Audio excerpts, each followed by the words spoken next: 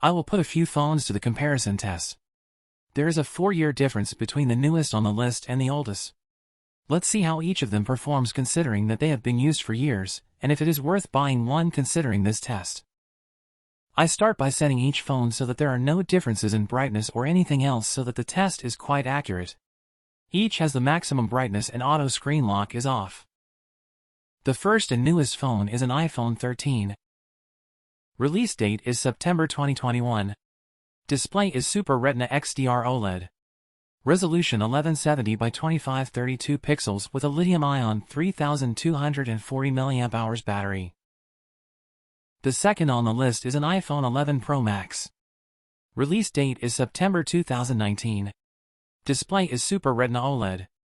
Resolution 1242 by 2688 pixels with a lithium-ion 3969 mAh battery.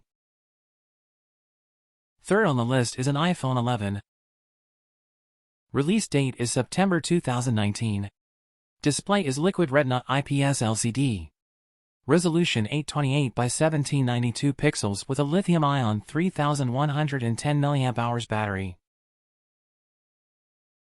The fourth is an iPhone XR. Release date is October 2018. Display is Liquid Retina IPS LCD. Resolution 828 by 1792 pixels with a lithium-ion 2942 mAh battery. And the last one on the list is this iPhone 10. Release date is November 2017. Display is Super Retina OLED. Resolution 1125 by 2436 pixels with a lithium-ion 2716 mAh battery. In the first stage, I will test the phones with the screen on with a static white image for an hour. All the phones were fully charged before the start of the test.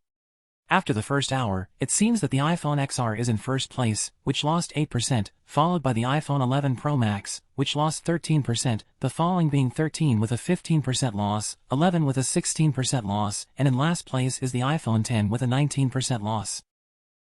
In the next 30 minutes it will run on video screens without sound in full screen mode.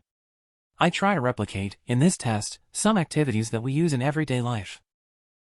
The iPhone 10 and the iPhone 11 seem to lose autonomy quite quickly, while the others seem to be doing well. An important consumer of energy that drains the batteries quickly is the camera, which is also used almost daily by most of us. I will run the test in the next 60 minutes with the front and back cameras on.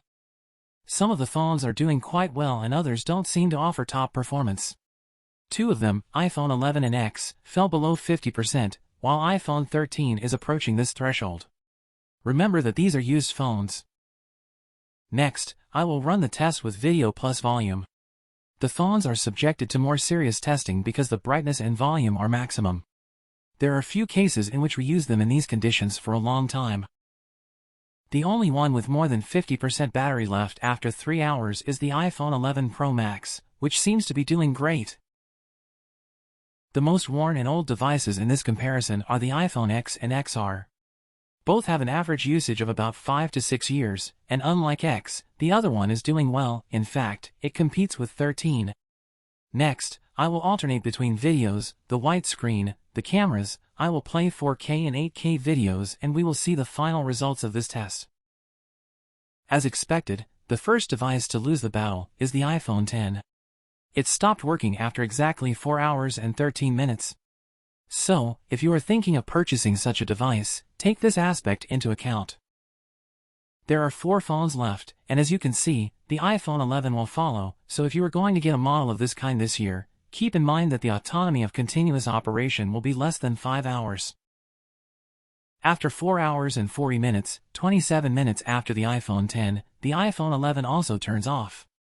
From my point of view, I had higher expectations from this model.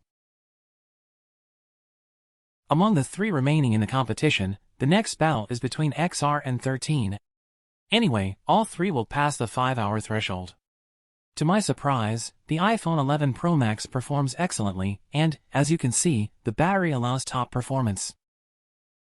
After 5 hours and 39 minutes, it was the iPhone 13's turn to reach the end of its power. The result is good, and if you are thinking of buying this model now in 2024, you will have 5 to 6 hours of autonomy on this model. In close competition with this one, only 3 minutes later, the iPhone XR runs out of battery. This was the penultimate, and at this moment the iPhone 11 Pro Max has reached 26%.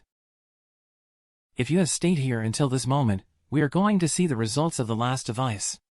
Let's summarize the performances of the others. The iPhone X had an autonomy of 4 hours and 13 minutes, followed by the iPhone 11 with 4 hours and 40 minutes of operation. iPhone 13 with 5 hours and 39 minutes. iPhone XR with 5 hours and 42 minutes.